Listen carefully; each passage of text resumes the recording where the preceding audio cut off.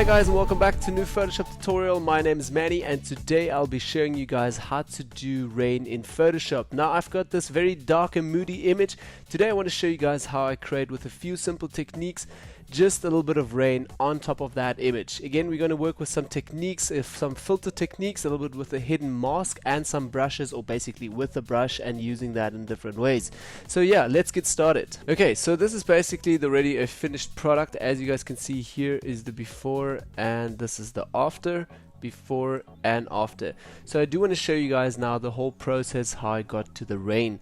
First of all, obviously, just remember you need to have an image that basically will have some clouds in here and that kind of look dark. So as you guys can see with my image already, it looks very moody here with the clouds being very dark and dramatic, and it looks like it's going to be raining or it's already raining. So it wasn't raining. I took this during the day and then changed everything so it looks at night, and now I do want to add some rain.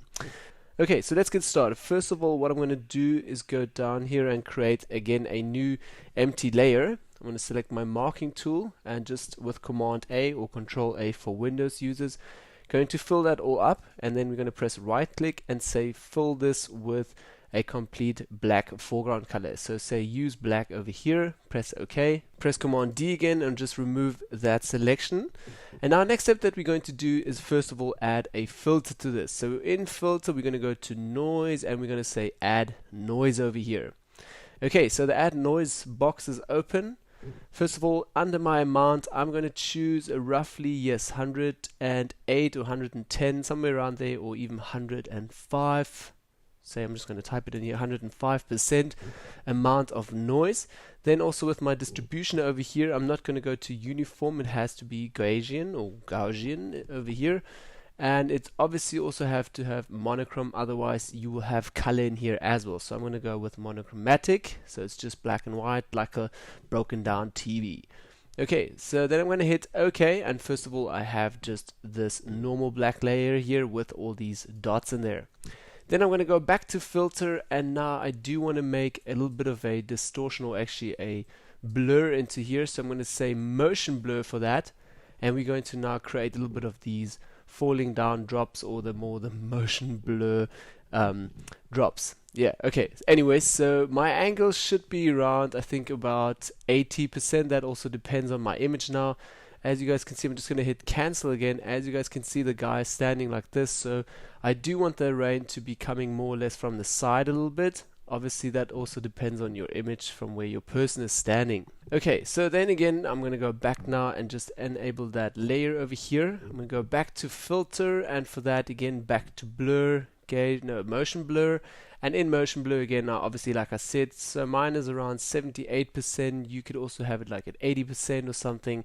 I just would not go with 90% or something very straight on, because it's obviously not, rain is just not always just falling straight from the top.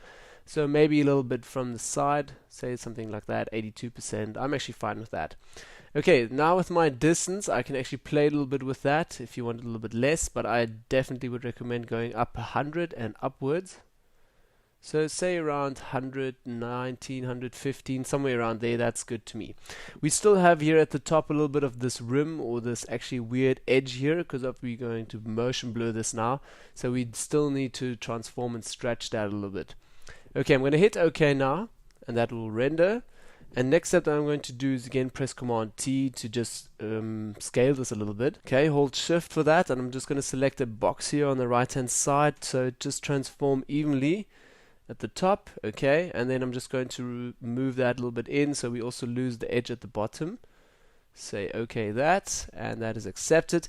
And now we obviously have everything in a still gray form, and we can't really see what's going on or where the rain is. So next step that I still want to do is I just want to give this a very edgy contrast as well. So obviously, as you guys can see, it's still gray, and we can now just play with our blending options either under overlay or soft light, but it doesn't really give us that effect that we're after.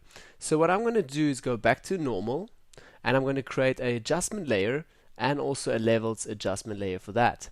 Now as you guys can see here in our histogram, I'm going to move all the black sliders all the way to the right, and all the left sliders, the highlights, all the way to the left as well. So it's getting very, very white now, our rain. and then going to move our black parts again a little bit to the center, so we're getting a very edgy white rain over here. Also going to move the white highlighted sliders a little bit in again, so we just boost those highlights a little bit, the black ones a little bit again. Okay, so now we do have more rain in a way. As you guys can see, this looks like rain or water is coming from the top. But now obviously this adjustment layer is applying to every layer down here, so what I'm still going to say is hold Alt and go between the layers. That small arrow appears, and I just can clip this layer now, the levels adjustment layer, to my gray layer. Or to make things even easier, I could just say Command, hold both, and just say right click and merge those layers quicker together, so we have one solid layer again. Now what I'm going to do is also play with my blending options. So I'm going to go to the blending options here and set that to screen. That will basically now take away everything that is pure black, and that will fade into transparent, so you won't see black at all.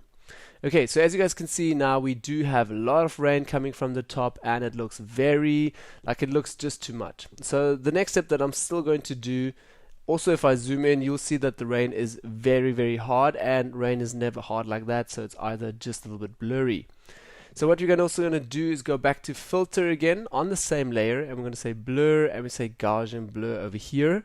And now I'm also going to just blur this, so at a radius of 2.4, somewhere around there, maybe anything between 1.5 and 2 or 3 should be good enough. I think 2.6 is a little bit too much already, so I'm going to go down to 2.4 again and just blur this a little bit.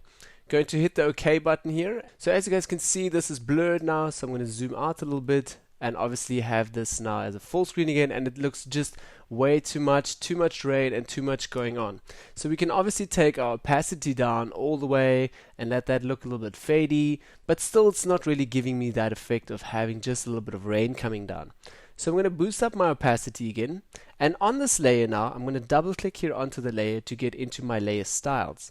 And under layer styles I'm going to move down here to blend if, select my first slider, hold Alt, and just take the dark sliders here from the left and move that a little bit over to the right. So as you guys can see, we are removing now the blacks even more. Okay, and I'm going to take the other slider as well and do that as well. So we're just getting a little bit of rain here. Okay, a little bit back. So that looks a bit patchier again. So we have a little certain areas with a lot of rain, a little bit of rain. Let's also play now with our highlight sliders here on the side. So those will just decrease as well a little bit, not too much. Let's go back again. Obviously I don't want them too hard. We can also hold Alt again and just break that into sections again. That will just decrease and make that white a little bit more gray. I actually don't want that.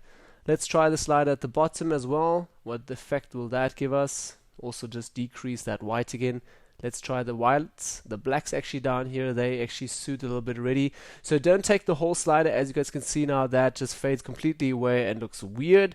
So what I'm going to do is again press Alt and just move that little slider as well, and just remove that also a little bit, so we're just killing a little bit more of those blacks again. Okay, so then I'm going to say OK again, and now we have a nice layer with just solid pure white highlighted areas coming down, so which kind of looks like a rain coming down. Now what I still want to do is take my opacity all the way down to say just around a 30%, somewhere around there. Let's have a look what I used earlier. Also, yeah, somewhere 29%. So this time it's a little bit more, 39%. So let's maybe go for 31%. Okay, so that kind of looks like there's rain coming now from the top, and there is rain in our image. But obviously it's everywhere and it looks kind of fake still. So for my image, it does suit a little bit that the rain is just coming from the right hand side at the 80% that we used earlier coming down, but sometimes your perspective is a little bit different than mine. So next step that I would do, if my perspective were different, I would go to edit, transform, and go to perspective, and maybe just change my perspective a little bit and change the way the rain would come down towards your image or wherever towards your camera. So you could also move these boxes left and right here, and also hold shift if you want to just distort that together, and you could actually make that a little bit coming more from the side. I think this suits my image a little bit actually. So it's coming a little bit more from everywhere from the top, going here into the center. Okay, so I'm going to say okay for that now. And then next step that I'm still going to do now, one of the last steps, is just create a mask on this. So let's go down here to the masks, select a normal mask, and now with black foreground color and also with my brush and now a 50% opacity here from the top. Let's select 50 over here, and I'm going to press Ctrl Alt together just to feather my brush a little bit. So it's completely feathered my brush, and it's also going to make it a little bit smaller. I'm now going to patch a little bit in here because the rain is obviously not that consistent and just comes down in different patches. So I'm just going to destroy a little bit the rain here from the top as well. And that we're obviously doing it now here on a mask. So with the white foreground color, we can always at 100% opacity, we can always paint it back if it looks too dodgy or if it looks just overdone. So over here, I do want to kill this a little bit. You can obviously, don't forget, if you do the noise, you can stretch that a little bit as well. Okay, a little bit over here. And now also on him, I do want to paint this a little bit away on him here. It just doesn't suit him, like it's not everywhere. Even underneath of his arm, it's everywhere. So I'm going to go back to my brush again. And at 100% opacity, I'm just going to double tap 0 here on my keyboard so we have 100% opacity. I'm also going to make my brush really small, and now just underneath here, just paint that out really nicely. Also a little bit on his jacket here, maybe 1 or 2 stripes. I'm going to leave that. On his hand, yes, definitely going to paint that out. I think it's just going to add a little bit more realness to this whole image. So paint that out here in the top, also here. Okay, and maybe on his chin here, let's take that out a bit, on his face. Okay, you can maybe leave 1 or 2 drops in there, but most of them I would actually take out. Also down here, I'm going to leave those in here. I think they actually suited. But down here, I'm going to take these out a little bit. Okay, 1 or 2. Then definitely on his hand here, it's way too much, I find. Okay, make my brush a little bit smaller. I'm working again with a Vacuum Continuous 4 board, so it's very easy for me to change my brush sizes via my wheel. Go check that out. I did a few tutorials on that, and it's also on the web how this tool works. It's pretty awesome and a very good retouching tool if you retouch every day. Okay, now I'm going to go back with my opacity, also say down to 30 or 28%, and just brush a little bit here on his pants so it's not that extreme. Okay, on the shoes a little bit. Okay, patch that up a little bit, and we're going to zoom out a little bit again. Zoom in a little bit. Okay, and still over here and there. It's not that perfect yet as I had it before. I think I spent a little bit more time on this, as I said earlier, and I think also used a little bit better, more darks, or I actually had more darks in my histogram. So let's try that as well. I'm going to go back to adjustments again, back to levels adjustments over here, and just clip that to this layer. And also going to just try to make the blacks go even away a little bit more. So we're just like getting a less rain actually, so just a little bit. Okay, taking our white highlight sliders, don't take the center ones, take the outer ones. Okay, that's just creating a little bit more rain and pushing those highlights again. Okay, go back a little step. Yeah, I could actually leave that as well, so I'm going to delete that layer and just go without it. So yeah, that's my quick tutorial today, showing you guys just a quick and easy way how to create a little bit of rain. Obviously this is looking a little bit patchy now still. I can still go back into my mask here and just patch out the sides a little bit, create a little bit of a vignetting effect around it.